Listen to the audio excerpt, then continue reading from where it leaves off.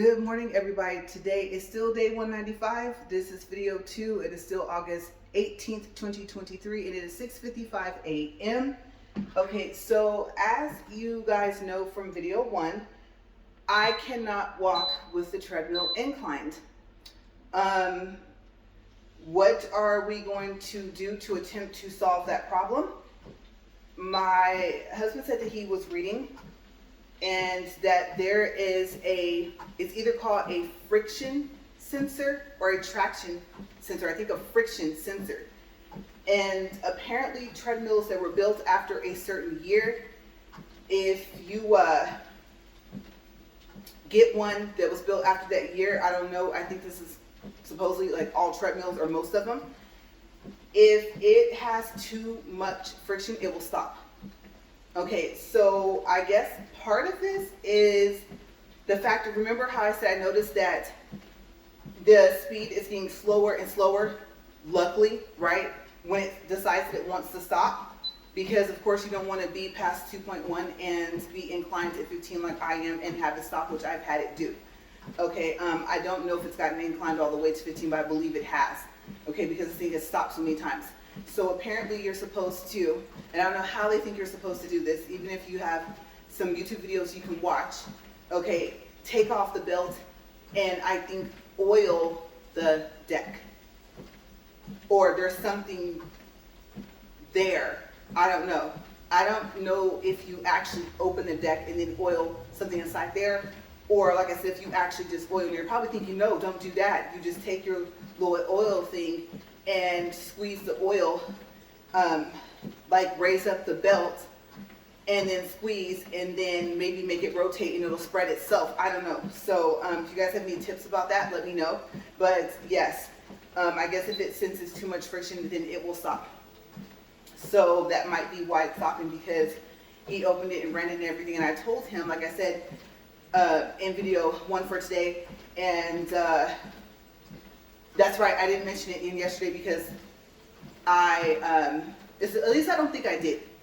I'm thinking video 2 ended up not even being about the topic I wanted to talk about. You guys saw me basically trying to troubleshoot and figure out what was wrong. You guys saw that I discovered that if I'm not on it, it won't stop. And so I said it had something to do with me being on it, and I was thinking it was some type of sensor, but what sensor could possibly be on here? It's not like it doesn't move if I'm not up here, right? And so yesterday he did a test, like I said in video 1, and he ran this thing, he inclined it, he sped it up. He sped it up really fast while it was inclined, and it didn't stop. And I told him it has something to do with me being on there. And I asked him, like, said, do you want me to put on some tennis shoes and stand on it and walk on it so he could see that it would stop?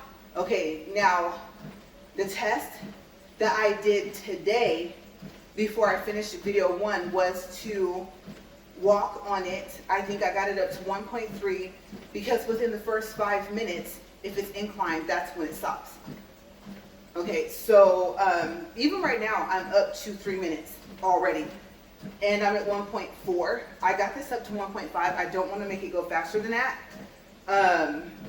I don't think, if I have to continue this walk, like let's just say all that goes well, we get the belt off, whatever it says to oil, we do that, get the belt back on.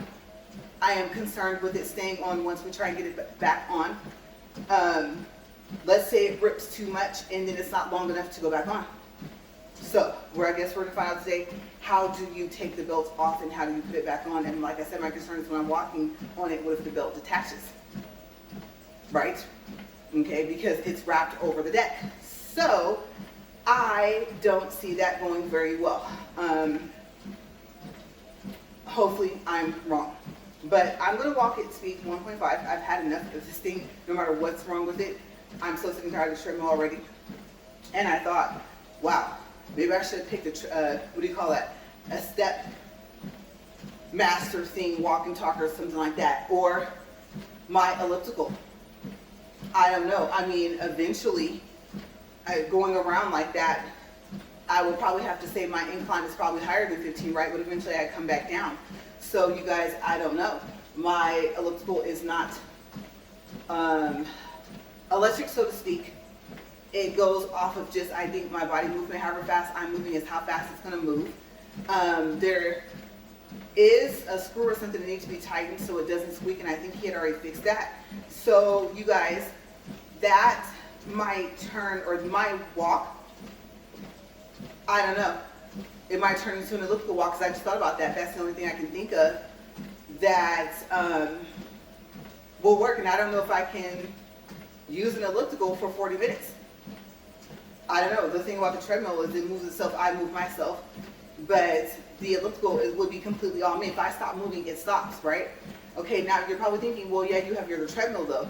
Yes, you guys know it squeaks, and even after oiling it several times, we have to run it for an hour or 2 hours. It has an auto shut off like after an hour or so. I thought it was an hour, it might be like an hour and 10 minutes. But then sometimes that stops the squeaking and sometimes that doesn't. And it's worse than this, what you're hearing right now. And so, which is one of the reasons why, the main reason why we had invested in another treadmill in the first place. But as you guys know, this treadmill did not work out the box. I spent 3 weeks between me, the seller, and the Amazon A to Z team, and was practically getting nowhere until, like I said, I made the seller aware that I know that they're responsible for paying for the shipping costs and the pickup costs and all the other stuff, setting it all up, all that stuff, right? Because it's a freight shipment. The weight plays a part. There's a max weight that each company can ship. Okay, so it would have to go back freight. And then the company that they deal with only deals with commercial companies. Okay, so I wouldn't even have been able to set up an account. So once I told them I was aware of that, that squashed everything, and they gave us a refund, but the treadmill still wasn't working. So got the treadmill to working, and then it started to stop while I'm walking on it. So that was the research that he did yesterday. From the reading part of it, aside from being out here and testing it, and that's what he said that he was reading. So I don't know if that's going to work. Like I said, I'm concerned with taking it off and not being able to put it back on. I'm concerned with it coming off while I'm on it, the belt itself. Okay, so I have no clue what to expect. That one, I mean, I wouldn't even, this will be kind of like the tester and then our original treadmill. I mean, I guess I might have to deal with having to warm it up. I'm gonna have to come out here at like 2 or 3 o'clock in the morning and let it run for an hour, come back out here after it shuts off, let it run for another hour, and hope it doesn't squeak, because you guys, it was awful. It sounded like, picture birds squawking, nails on a chalkboard, and that wheel, that when you're, that shopping cart wheel, when you're pushing it in the store. You know, I don't know if it's like that for you, but it seems like to me half the time I get a basket, and then you're the ones that want to pull to the left or the right, they don't want to even push right, and then they have that awful noise. Picture all of that together, and that's what that other treadmill sounds like if it's not warmed up enough. Okay, so obviously recording becomes a problem. And so time becomes an issue as well, because if I could get out here this early every single morning, there's some other issues, or an issue that I end up having to deal with. And then by the time I deal with that, it's like I might as well have waited at least until 8 o'clock. So you guys know, you've seen me out here this early before. So yes, that's a problem I face with the other treadmill and the incline. The incline, I believe, is actually only 3 or 5. It didn't advertise a 15, it just says, oh, it inclines to 3 levels. Like, that doesn't help. I need to know the incline. And apparently it was not a 15 incline. And I don't know, I don't think it can be rated different or be different for different treadmills. And I kind of knew that from seeing other treadmills, like say at the fitness centers or things like that, or seeing other videos. I'm like, okay, well, that person's standing up pretty high, you know, on their video, and they're saying that they're inclined at 12 or 10 or whatever. And I don't look like I'm up that high on my video. So this other similar treadmill that looks very similar to mine, I'm talking about that one over there, claims the highest incline, level 3 or whatever, is 15%. So I just assumed I was at 15 incline. The good thing is I get my speed 4 back, yes. And of course I can do the 40 minutes because it doesn't stop, right? It stays inclined because it's manually inclined. Of course, once I manually incline, I'm not going to keep declining it and inclining it every single day. So I just left it at its setting, like literally it's inclined at the highest it can go right now. And so I guess I could say at least I would have some incline. I haven't even tried to walk in this at, let's say, like 1 or 2 incline. They say 2 is usually pretty good, 3 is good, but I was really trying to see some results. And obviously not fast, because my challenge is for what, 730 days. So I did not expect to run into this problem. Okay, so yes, bear with me today. I know I'm not inclined. I'm tempted to put in the title for today for both videos with no incline. You know, I don't know, and I don't want to have to change it to no incline, because the incline is important. Okay, there's some benefit factors of having the treadmill incline, at least 3 or 4 or 5, or especially like 10 or 12. There's a lot of benefits to that, and 15 just was working really well. You guys know I was slimming down, and I'm within about 14 pounds, I would say, of my weight goal right now. And I told my doctor, you know, yesterday, when I see you again in 6 months, I'm going to be at 150. And if the incline was a big part of that, and not just the fact I was walking for 40 minutes, then I don't know what I'm going to do. Because even after we, like I said, if we successfully get this belt off, get it back on, and get it to where we know it's safe enough for me to walk on it, okay, unfortunately, we're probably going to have to test it at 2.6 at 15 and see if it stops. But I believe it stops, like I said before. Okay, so first it was what, 2.1, then it was 1.7, then it was 1.3, then it was like at 1, and then it was at less than 1, and it was within the first 5 minutes inclined. It didn't matter if it was at 10, it didn't matter if it was inclined at 15, and that's the problem I've been facing for the past couple of days. Is it stopping more often? So I don't know if oiling is going to help. Also, oiling it has stopped the squeaking, but now that it's flat, the squeaking is back. So maybe there's something else that needs to be oiled. I don't know. I might look at some videos, but I have to get cleaned up before. Like I said in video 1, I'm expecting a phone call. Someone has to drop by, and I'm in airplane mode. Well, oh my gosh, you guys. I don't think I went back into airplane mode. I don't know. I just texted my husband and told him I was going to. So I am really, really hoping this person does not call right now. We're 12 minutes in. And so we should be about 12 minutes on the recording. We might be a little bit further than that in the recording for the time. Okay, so we might be at like 13 minutes for that. But usually, if I can time it just right, however many minutes I say that's on my treadmill is very close to how long I've been recording. Okay, so we're going to be at 13 minutes pretty soon. And so I've been trying to do mental math all this morning, and it just has not been working. But I don't even want to try and do the math, but we have basically, I know for sure, what, over 30 minutes of me hoping that my phone does not ring. Because if it does, it's probably going to stop the recording, and I'm not going to even know. And I don't even know if I can pause and go into airplane mode and start recording again, or if it's going to stop that recording and me have to piece 2 videos together. So I'm just going to keep it rolling. Yeah, and hope that my phone does not ring before this clock says 40. Okay? Because I do know once it gets to 15 minutes, then I will have, what, 25 minutes left. Okay, so let's just hope for the next, I guess, 27 minutes, that phone doesn't ring, or I don't get a notification that stops it. Because I will have no way of knowing. But yeah, so I finished up, I think, telling you guys about the kitchen island. Video 1 and video 2 yesterday was supposed to smoothly kind of run together. Video 2, like I said, is of me troubleshooting this. Because I believe my treadmill stopped twice in video 2. So, yeah. But that's what they did to the treadmills. So I was right about there being some type of sensor. My husband was testing it. He ran it, inclined it, sped it up, sped it down, however you want to say it. And like I said, I told him, I said, for some reason, it's only when I'm on it. I already ran it with me off of it. And I was right. So, yes, today is going to be at 1.5. I'm just chill walking right now. It does say that when it's inclined all the way down, it's down at 1. So if I'm at 1 inclined, then I might be at 1. I may not be. But at least I'm up here. It feels awkward. Maybe because I'm walking slower. And like I said, I don't want to speed this thing up, because the thing is, if there is a friction sensor, the thing that I said in my first video for today is how fast would I have to be walking for it to stop flat?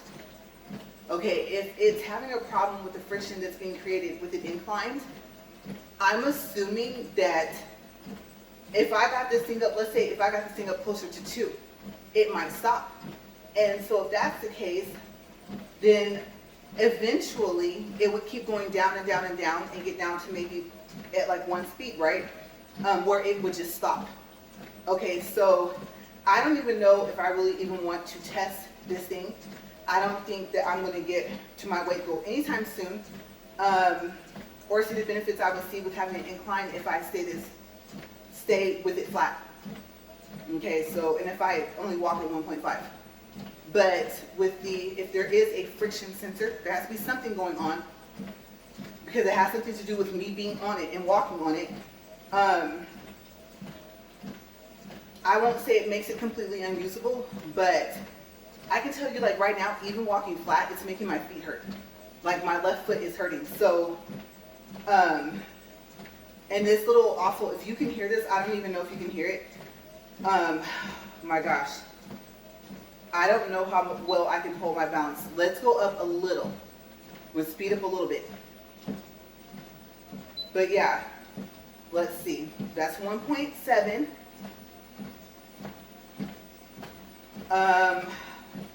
I'm curious about 2, but I don't want to chance it. And I know I've done pretty well holding my balance, because sometimes it stops before I actually know I'm already inclined, right? If I'm 4 minutes in, because within the first 5 minutes when it happens, that's right. I'm usually inclined, if nothing else, at least at 10. Sometimes I'm inclined at 15, and I'm at like 1.7. So flat. Oh my gosh. Okay, that's 1.8.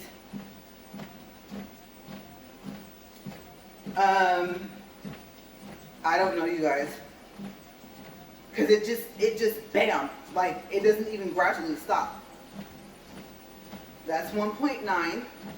We're 17 minutes, by the way. I don't know. I don't know about 2. And I'm trying to not walk too far back because I have the wall right there. You guys have seen I've gotten tired and I've hit my feet on that wall. Surprisingly, I didn't fall. So, I don't know.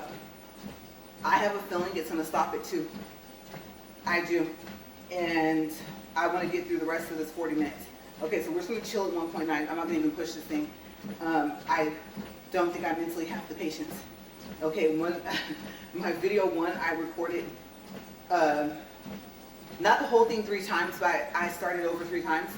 And on one of those times, I said something that I don't even think, like I said, I can say I try not to cuss up here. It wasn't a cuss word, but, you know, I don't know how sensitive the YouTube algorithm thingy is. Okay, so when it uploads, it has to be able to hear the audio, I'm assuming, right? And so, because I've already went through some of the restrictions. I've already had a copyright, not a strike, but I can't remember what it was called, copyright something. I've already had to, like I've already gotten a warning before that, right? And not even knowing that what I was doing was going to cause that. So I had to appeal the first one, the warning. You guys know I won. And then I had to, I basically had to put like a different song, because it said just because you give acknowledgement of what you're using and put the information in the description box, you know, and like I said, verbally say it on the video, that said doesn't mean that you have rights to use the song. And remember I told you guys I was trying to stay away from copyright issues anyway. And so I eventually said, you know what, the one thing that you can either mute it, put a song over it, or I believe it gives you the option to be able to, well, no. I think if you want to like take it off, you actually have to re-upload the video. So I believe eventually what I did, and I want to say it possibly, it was for a short, that's right, it was. I just said forget it. I took it off and uploaded it without that song. And I put a song from like the YouTube studio with the no attributions. Remember, I've done videos about attribution versus no attribution music on YouTube, the difference. And so if you guys will know about that, just search it for it on my channel, and like within the search box, you guys should find it. Okay, if you do it from the general search box, from like when you first go into your YouTube account, I don't know if you're going to find it. So you guys might have to come to my channel first. And then I believe there's a way to I'm tongue-tied today, to search just through my videos. I think, okay, I'm new to YouTube, so I don't really know. I believe there is a way to do that. Okay, so we're 20 minutes and 15 seconds. Okay, so I had stopped at that tablecloth banner thingy I told you guys I bought, and it's really cute. I really, really like it. I was born in the 80s, but it's the 90s, and it has all this cool stuff on there. And so I can't wait for you guys to see it. I don't know how you guys are going to see all of it because it's big. Like I said in video 1, if I hold it up, it would take 2 people to hold it up and 1 person to record to show you guys the whole thing. So I have no clue how I'm going to do that. None. I don't know. Maybe I can set my phone up over there. You know, my husband set up that research table so we can do measurements to see if I wanted to use that for my nails and for like my videos when we get that room set up. And so the problem was the chair for that like we have for it right now cannot adjust up any higher than what it does, and I need to be up and over the magnifying glass for when my eyes get tired to do my nails, right? So which is one reason why I never started doing nails or never opened up a nail shop with my friend. We were thinking about doing it is because of that reason. I always said that my eyes aren't strong enough. They get tired very easy. And so between that, and I talked to you guys about like all the chemical stuff, the monomers, the powders, all the stuff that I mentioned, after a while, it would get to anyone. Like I said, that stuff gave me a headache the other day, the last video that I did. And I had planned on trying to record some of that today, but not knowing when this person's coming, kind of wrenching plans. So we'll see. It will be either a recording of probably the second full set and me trying it with the nails I bought for me. Okay, because remember, if you want to get the mannequin set, if you think it's, oh, that's super cool, just keep in mind the nails are fitting for real fingers. Okay, so you're going to have one, I don't even know if I can even say that, but you're going to have a slightly difficult time trying to glue them on, okay? Some of you are like, oh yeah, it fits, and the other ones, It has little nail pieces that you can pop off and toss away after you glue the stuff on, and you can just keep putting the attachments on. But you only get 100. Keep that in mind. Now, replacements, I don't know. I hope that I don't have to buy a whole nother mannequin hand just to get those. I don't know if they're like a universal fit. So I have to look and see. And what I'm thinking is, I don't even know what would be a mainstream brand for the mannequin hands, for the practice hand, for the nails, in order to be able to say, okay, the little nail attachments, like replacements. Okay, so I think what I should have done, and this is just some advice for you guys if you're going to try and learn how to do your own nails, or if you're practicing to learn how to do other people's nails as well. When you're searching, like if you want to do the mannequin hand and not the little finger, because there is like a little finger that you can bend. There's one where it has joints. And there's like, I think 2 where it bends like a real finger. Or there's one where I think it's just bendable. If you want to do the whole hand, my advice would be for you to search and see about the little pieces, because the nail is supposed to be the mannequin's real nail. That's what makes it cool. Like I said, that can be popped off. Okay, so search to see if you can buy replacements first, and then say, okay, well, it says these replacements is for this mannequin hand, and then search and see if they sell that mannequin hand, if they sell it as a set, because this set came with everything: practice powders, glue. I did notice that the glue took longer to dry, and then I tried to use the glue that I was going to use, or like out of a kit set from Walmart, and then I finally got it on there. And so if you look at my video, you'll see part of the reason why it's not even because, not just because I'm learning how to still file on the side. For some reason, I can't seem to find a file that's good. You like when they file and they shape. It's also because I'm dealing with the size of the nail versus the size of the little supposedly natural nail for the mannequin finger. Yeah, and that's why it looks like that. So yeah, I'm pretty sure if I kept filing, maybe I could have got it straight. But the problem was if I filed too hard, either the nail I glued on would pop off, or the whole thing, like the natural little fake nail and then the glued on fake nail would pop off together. And I would be trying to hold it and trying to file after I put the powder on there and let it dry, right? So I ran into some issues with that, you guys. I was like, oh no, help. But it was fun. But you guys saw that video, it was like over an hour long, and that was the issue. The main issue was getting past that part, right? Because the next part was to paint it. And you guys just watch, okay? And when you see the video, you might not think that, oh, it's as funny as I'm making it sound, but it was. And I'm telling you guys, it's relaxing. I'm finding that it's calming to do nails and like to, oh, just drill over my nails and do that stuff. For some reason, someone said, you know, to them it's therapeutic, and I would have to agree it is. But for all the other things that I could have started thinking, if it was something that I just found that I didn't have the patience for, I could see myself having to cut out pieces of the video before I even started recording. I would really have to just like censor myself. I probably would have gotten to the point where I couldn't have said anything, because I have quite a mouth when it comes to stuff like that, like when I just run out of patience. And so, yeah, because anything you could think of happened in that video. And so it was like, okay, well, this is what you guys are probably encounter if you guys do this. So, happy to help, I guess. You know, I would tell you, like I said, you think like, oh, this would be a cool idea. Anything you can think of is probably already invented to use. And so that's good, you know. I need to practice, and I thought, oh, at least I'm not going to mess up on my real nails, you know. So the plan is to take my box, try and size it, possibly use their glue. What I've noticed is it just doesn't want to dry. Yeah, it wants to stay like a liquid. It doesn't want to, at some point it's supposed to dry so it sticks, right?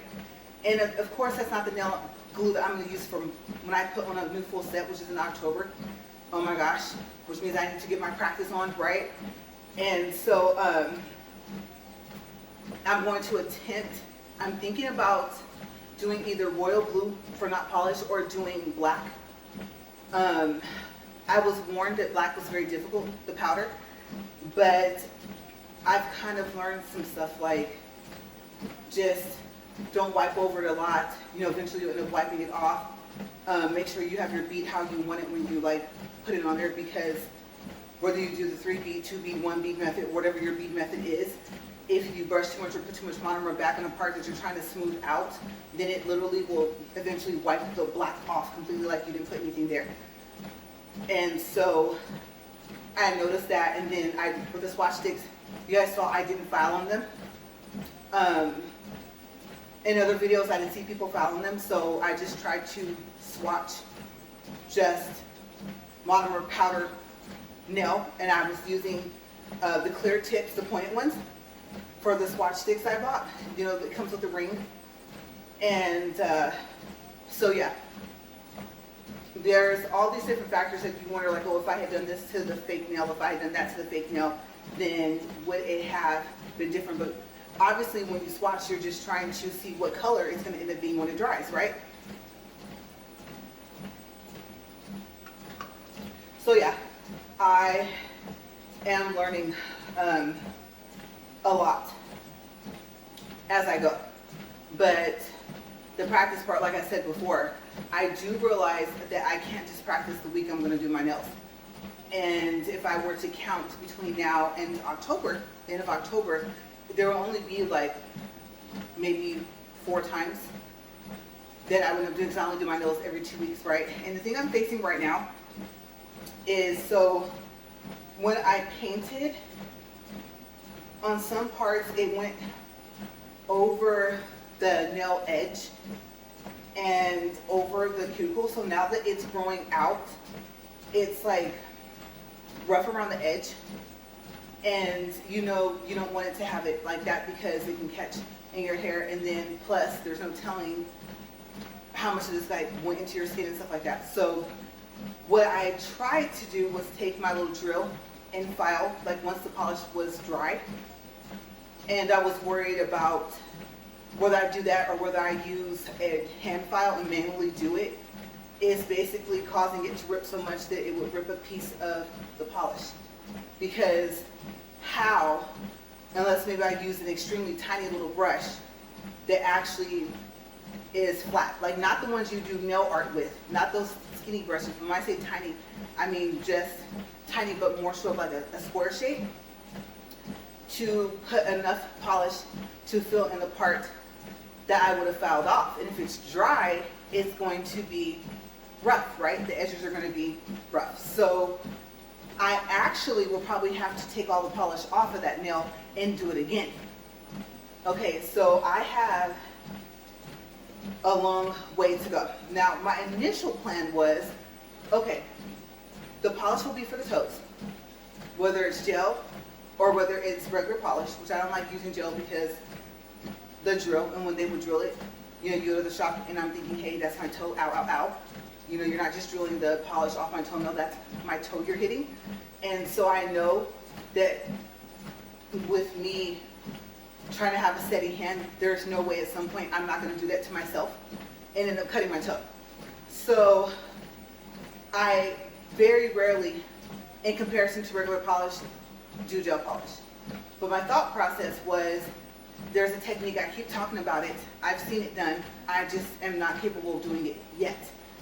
You do the clear powder, you let it dry, then you do a thin layer of the color powder, or it may not be thin, it may just be, you just get it on there the same you got on the clear powder, just maybe not as thick, I guess.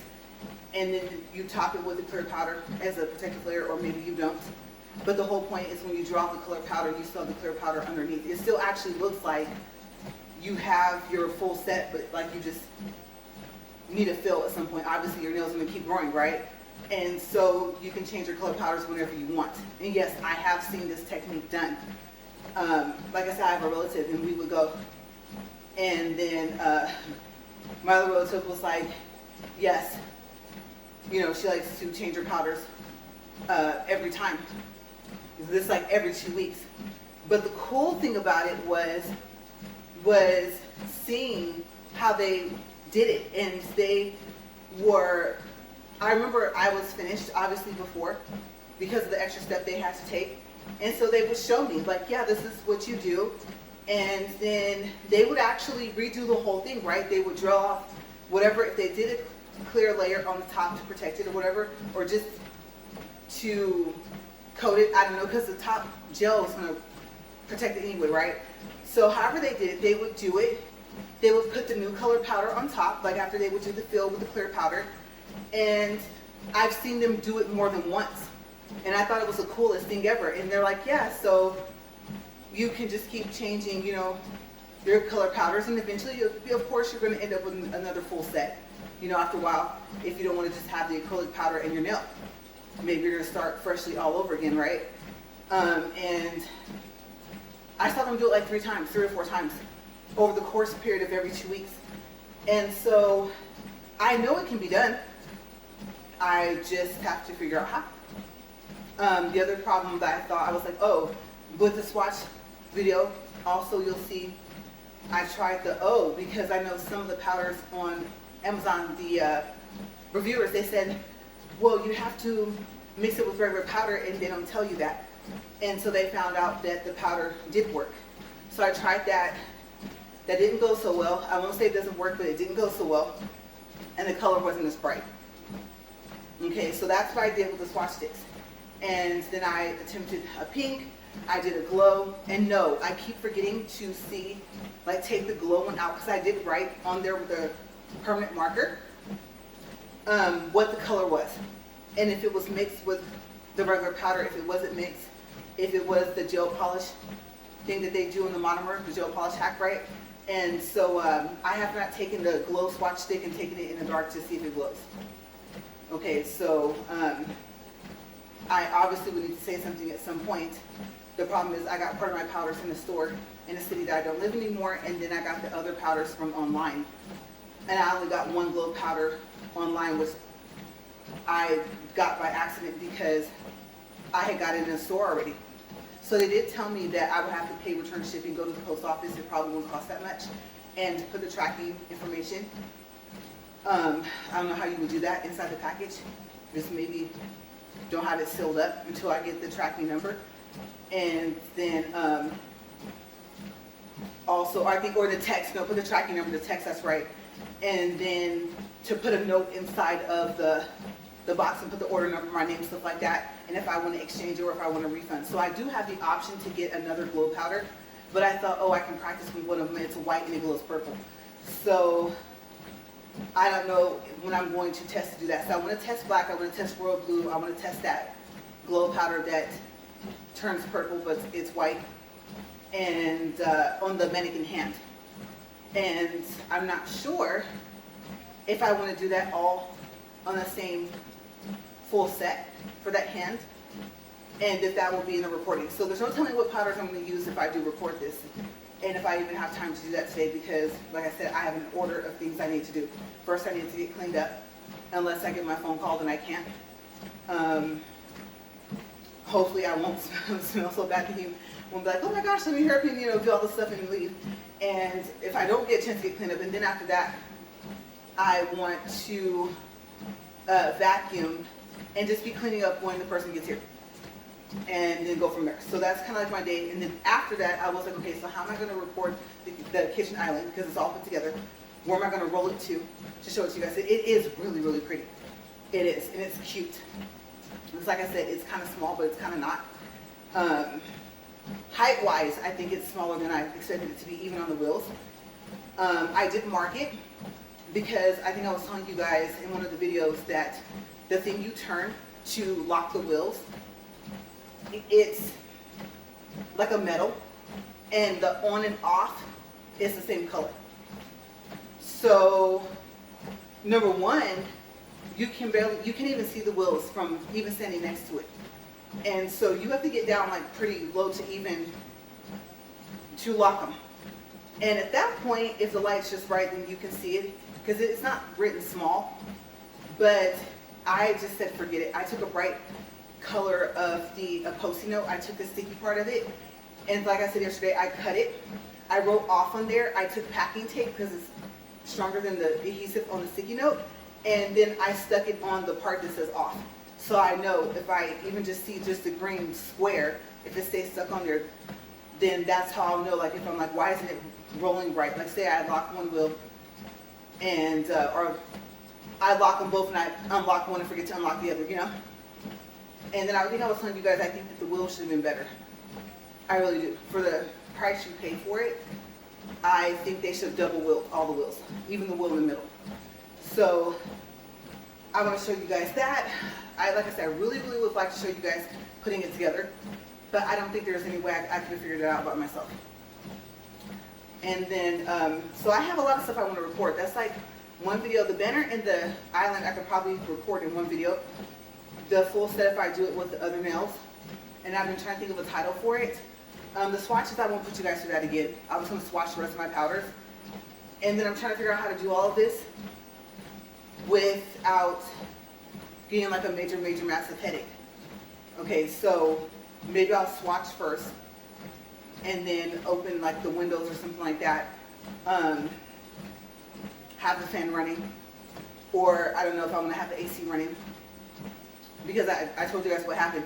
I turned on the house fan, had it all aired out right, not knowing that the AC could come on while the fan was running, and it pretty much circulated the smell. I think that's mainly the monomer probably. It basically circulated all that back in the house, and it was almost worse than when I was actually doing it and actually recording, except for the only difference was I didn't get a headache. So I had to air the house out again and start over. So far it's just getting the majority of it out. Okay, because at one point it was like monomer, powdered chemicals, and food. Like all that was in the house. I could smell all of that, even in the bedroom. So I was like, no, I got to air this out. So maybe I'll do all the stuff that it takes to air out first, and then record the full set because I am curious. And then I have to learn how to use that clipper thingy, the one where it goes up. Yeah. Okay. So the mannequin hand comes with that too, but I had already ordered one, and I haven't opened it yet because I've been debating on returning. I want one that's big, has a bigger opening because I like thick nails. So I have so much stuff to do today. It is super, super crazy, you guys. That's probably what I'm going to title this video. I have a busy day today, and I don't know how I'm going to get it all done, but we're at 40 minutes, 1.4 for a distance, 61.2 for calories. Obviously, I didn't burn as much or didn't walk as far because I'm not walking as fast. I don't think the incline has anything to do with a distance I would get. I think it's the speed I would be going. But I'm going to get out of here because if I'm not in airplane mode, I got to check and see. I still might have a missed call. And if I am in airplane mode, either way, I might have a missed call, right? So, I was waiting for it to lower out of habit. I forgot. It's not even incline. All right, so I'm going to get out of here. I'm going to see you guys tomorrow. And I think maybe I might do a double day. Like I said, you guys know I got this whole 3-week thing going on, and I'm trying to knock this out. I figured out what to do about September, but October and November, I'm trying to get this done, okay? I started off with having 4 days, and those 4 days got used when we had to go to Illinois. So yes, I will see you guys tomorrow, and hopefully I will have some other stuff. I can just probably talk to you guys about what did I record, what did I not record, and we can just go from there. But I'm going to go, you guys. Thank you for watching. Like I said, I hope your workout's going great. If you're going through your treadmill issues, I feel you on that. Seriously, I feel you. And I hope we get our treadmill issues solved. All right, you guys. See you tomorrow. Bye.